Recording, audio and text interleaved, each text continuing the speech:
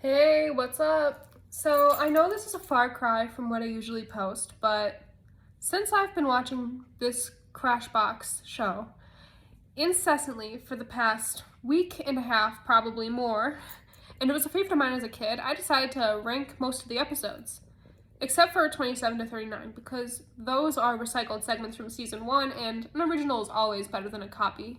Anyways, if you don't know the premise of the show, it's basically these robots making little games in their little laboratory, is what I'll call it. Some of these games teach you different things, like they teach you math, they teach you fun facts, they teach you about the animal kingdom, and they might even teach you riddles.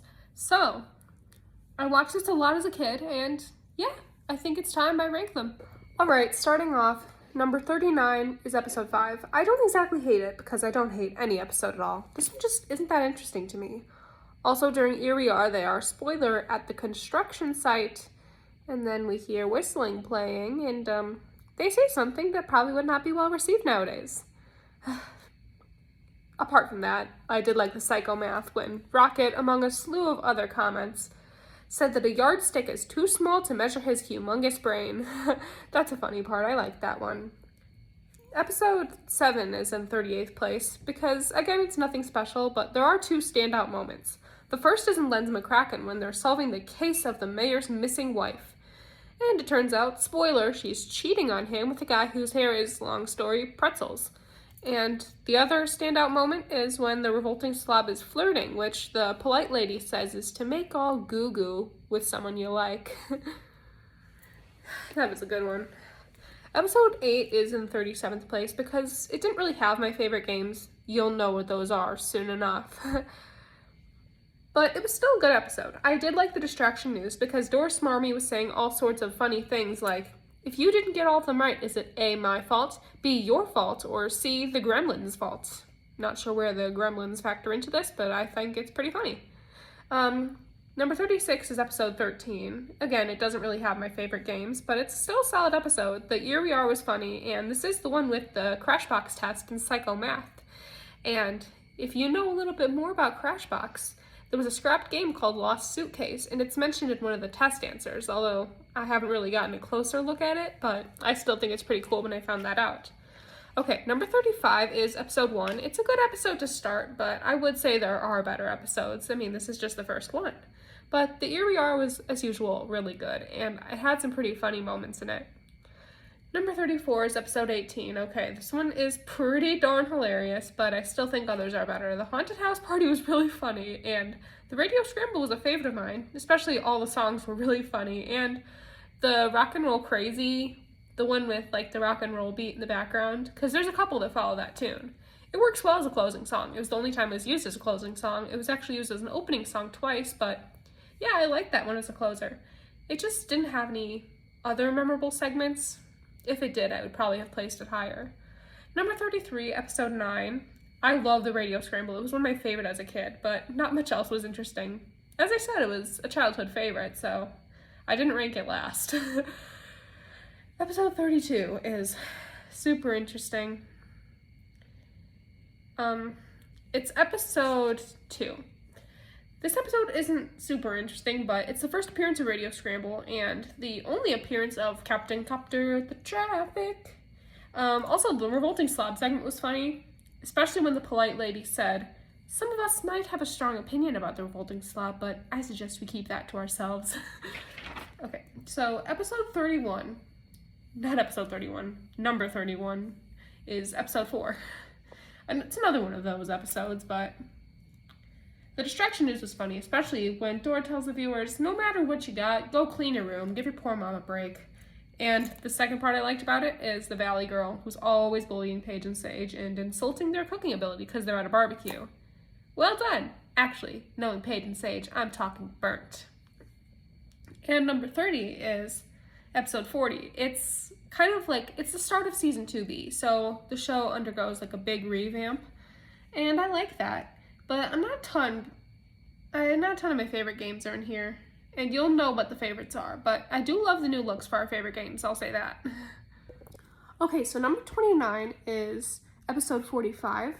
It has a hippie motif to it with the hippie slob and the hippie sketch pad. But I mostly like the distraction news segment. It's about volcanoes and it has so many funny answers like ouch, ouch, hot, hot, hot, and hey, wait a minute, that used to be my house. I like that one a lot. And then episode 28 is number 14. This one is just full of silly moments, like when Professor Rocket says that psycho math can resume once the fire marshal gives him the all clear, and then Paige and Sage had a totally dorky party, and the polite lady expressing great joy and surprise upon hearing the revolting slob is thinking. How wonderful. Then episode 27 is number 10. So just like episode 14, this one has so many good moments in it, but to keep it concise, I think I'll just put a couple of good moments in here, like when April showers, hates rainy days and Mondays, and then when Walter, the cat from Sketchpad, he's basically living at Wayside School, and my favorite, Snell Nakarkum photo poons. That was a good one. Number 26 is, 26! How coincidental. So the revolting slob is noteworthy in the most part because the polite lady is just nagging on him to bathe and maybe eat a little better and to say hello to Mr. Soap and Mrs. Sponge and say bye-bye to Mr. Bacteria and Mrs. Germ. That's a funny one for sure.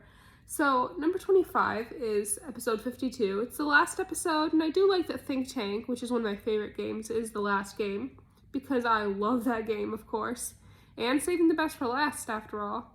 And a couple of other good moments are Doris Smarmy's little talk about the vocal cords, and when the revolting slob is going to a birthday party and he decides to bring a skunk as a birthday gift. Wait, not just one skunk, 2 skunks. How funny. So episode 24 is number 12. 2 memorable moments include the slob's lovely poem about the dead fly that does not fly because he swatted it, and Paige and Sage who go to the diner and Sage's chef is an alligator. How remarkable. So episode 48 is in 23rd place because it has a good radio scramble. I remember all the songs from when I was younger and I think it's a pretty good segment. And then I like the revolting slob who's wearing a suit of clothes to the beach. How out of place, but knowing the revolting slob, he's always doing strange things. Now, episode 23 is in 22nd place because it only has one remarkable segment in it. It's mugshots, which is my favorite game. But it's the only noteworthy part of the episode. And in this one, they're talking about the group that steals a penguin from the local zoo, but we'll hear more about penguins later. This is not the most interesting mugshot suspect segment involving penguins. What am I? So in 21st place is episode 24. This one is just so comical. You have to see for yourself how great it is. I really liked Radio Scramble and Work Shake. Both of them were pretty great. And in 20th place is episode 22. This one may as well have my all-time favorite Radio Scramble because I remember all 3 songs and they're really good. Also fun moments including the slob getting ready to go on a date. And the lady is giving him some very good advice, including, if you can smell your armpit, so can she. And La pièce de résistance in Word Shake is a very skimpy kind of swimsuit. But you haven't heard the last of swimsuits just yet. Stay tuned. In 19th place is episode 3, which is the mugshots with the Stankowski brothers. And I'm sure a lot of people remember the Stankowski brothers. And another favorite part of this episode is Here We Are, where the sound of a roller coaster is described as both Grandpa driving kids to school and the kids driving Grandpa to school. And also in Paige and Sage, when Paige has a boot on her windowsill and is eating a whole fish for breakfast. Attractive. In 18th place is episode 17. I like this one because it has the Lino Howe song in Radio Scramble, which is perfect for fall. And also, Paige and Sage are going to the beach this time in, you guessed it, brutally hot bikinis. No, really, that is literally what the Valley Girl said. Also, while I'm not a huge Captain Bones fan, I like this one because he calls us soft-shelled jellyfish, and I find that a very fun insult. And also, one of the answers to one of his math problems is E. And if you're a nerd like me, you know that E is a legitimate number. No, really, you can find it on a calculator. Moving on, episode 17, 17th place, is episode 43. This one has a really good radio scramble. All the songs are good and really funny. Also, there's a segment where the slob is sick. You might not want to watch that one, but I personally found it really funny. In 16th place is episode 50, which is the one with the tough grannies in the mugshots, and that segment's really fun to watch. Also, some other fun parts include the slob trying to fall asleep and Dora Smarmy discussing vaccination. She says she'll definitely get vaccinated, but you have to give her one of the lollipops first. That's at least good to hear, that she's getting vaccinated. In 15th place is episode 15, What a Coincidence.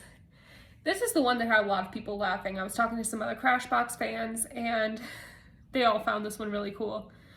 Spoiler, Richard Nixon was the haunted house party guest, and we found all the hints pretty clever, relating to Watergate and all that.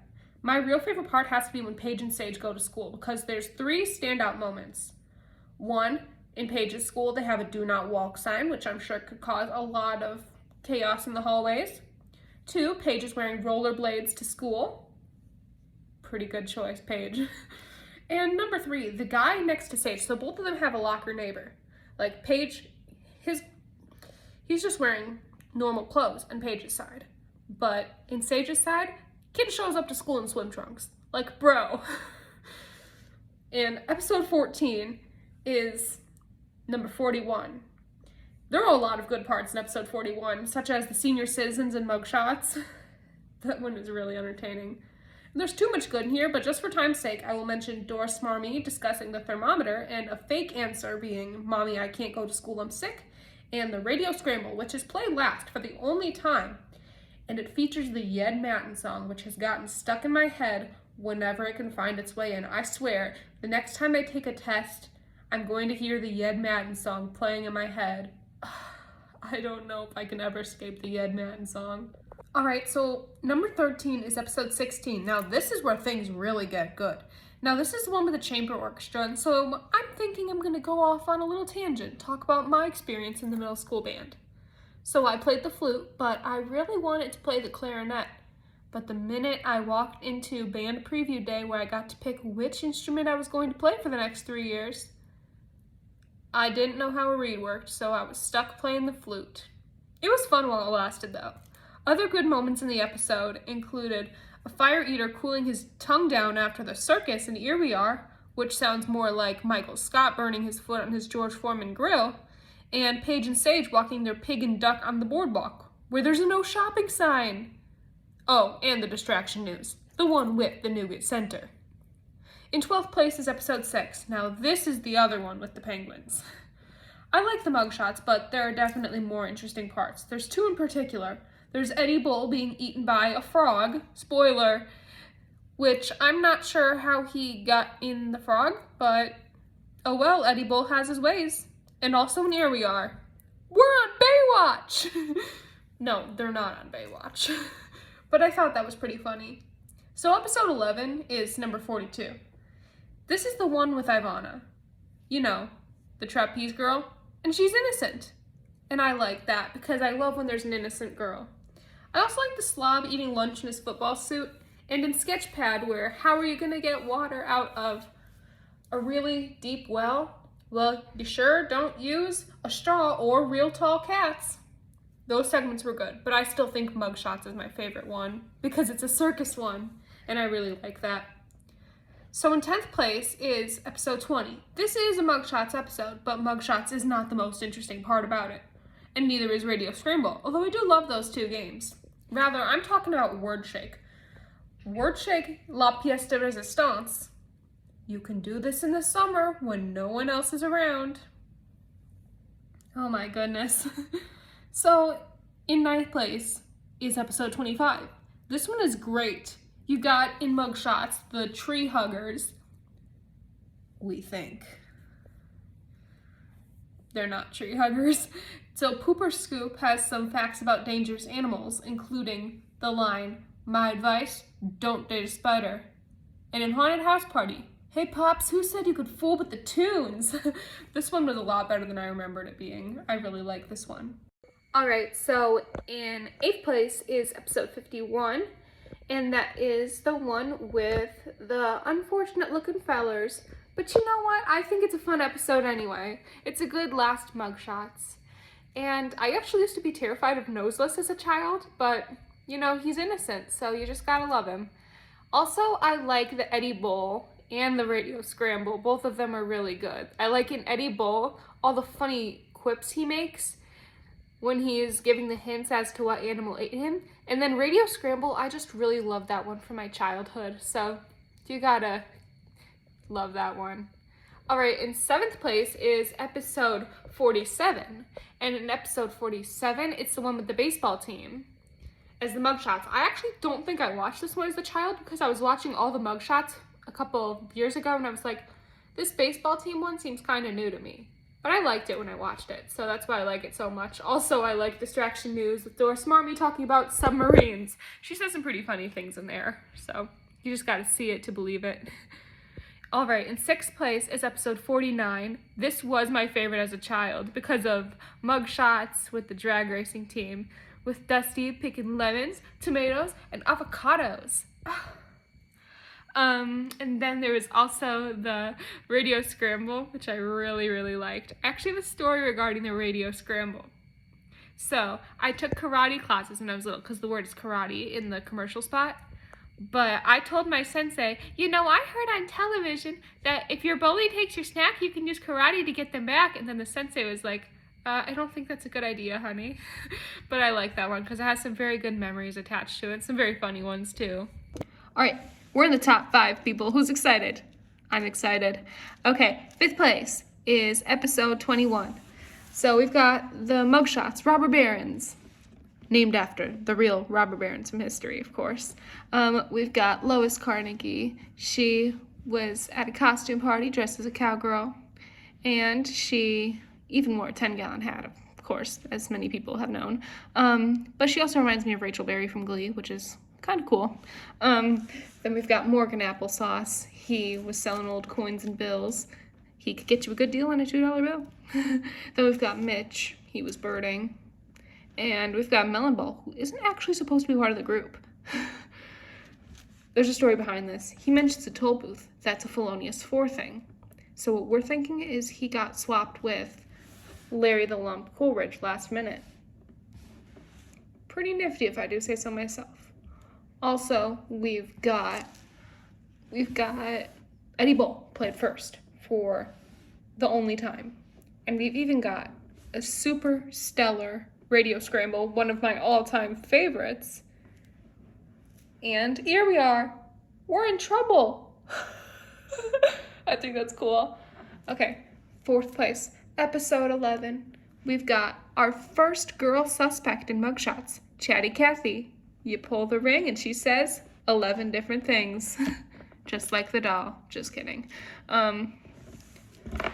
Anyways, Chatty Cathy is not only the first girl suspect, she's the first innocent girl suspect. Isn't that cool? I think it is. We've also got Sandy, the groovy lady, who was on the 26th floor washing the windows. She fell inside the building, so she wasn't hurt. Not even a scratch. That's a pretty good episode, so that explains why I like it so much. 3rd place is episode 46. We've got the 4 out-of-work actors in the mugshots. We've got Montgomery, who was at a very exclusive beach. We've got B.B. McGraw performing at birthday parties. We've got Lollipop giving a book report. And she doesn't have all her facts straight, but she's a little girl. You gotta give her some slack, but she is guilty anyway, of course. And then we've got Sir Percival, who is innocent. But just because he's innocent doesn't mean he's a good actor. Verity says this. I've seen him perform. The guy can't even act his age. I find that pretty comical, if I do say so myself. Also, Think Tank. Another reference to actors. An actor has a line to say, but he's always wanting more. And then we've got Radio Scramble, which is really, really good. Because I like all the songs in there. It's a really good episode because it has 3 of my favorite games and one of my favorite mugshots is. 2nd place, episode 19, Lemon Sisters. 4 girls, which means one of them's gonna be innocent, and that's Puddin', the youngest. She was at the art gallery. And I like Puddin', and I like all the sisters. All of them are cool. And it has Think Tank first, which I really think is cool. And you know what else I think is cool, but also kind of not cool because it's sad? The last Paige and Sage. But they're at the mall. They're at stores called Bite This and Chew This. I think that's funny. Also on Sage's side, I think Fiddly Fig, whatever that is. That's funny. And first place. First place, people. Sorry, my bracelet is jangling. First place is episode 44. 44 is the single best episode ever created, and I'm going to tell you why I think that. Episode 44, it has a really good revolting slob. So, the revolting slob doesn't know he was talking in his sleep. He recites the itsy bitsy spider in his sleep. He has no recollection of it, though, which, coming from the slob, not a shocker. And we've also got a really good distraction news. Honey was a very sticky topic, huh? Okay, so I'm a cardboard cutout anchor and not a cardboard comedian, so sue me. That's literally what Doris Marmy says. It's one of my favorite quotes from the show forever. I love it so much. Also, there's a think tank in there. A really good think tank. Like things that you pass. I passed my first college test and I'm happy. And things that you drive, like a nail, a golf ball, and a little vehicle. And finally, the last thing we'll talk about, the mugshots. We've got 4 people from a group called the Baker Street. And guess what? They've all got fun names or nicknames or whatever. We've got Stu, the peeper, as people call him. And he was out whale watching. The little whales are called pups. They're not. Stu is lying. Then we've got Jimmy the Geek. Jimmy the Geek, we love him. Other words, Thomas Jefferson's home. I like all the suspects. And then we've got Jean-Pierre. They call him Frenchie because, you know, he's French. He was taking a cruise on the Amazon River, which is not the longest river. And then we've got Haas and Pfefferflug. Her name's so ridiculous, she doesn't need a nickname. She's too cool for a nickname. She was studying the 7 wonders of the ancient world. Too bad none of them are still standing. Of course, Jimmy the Geek was innocent because he says that Monticello is Thomas Jefferson's home, and he's right. Anyways, this episode has so many good memories for me, and I believe it is so well made. I love it. I love this episode. I love all the episodes, but that one is top tier, I'm telling you. Well, that's it for now. See you next time.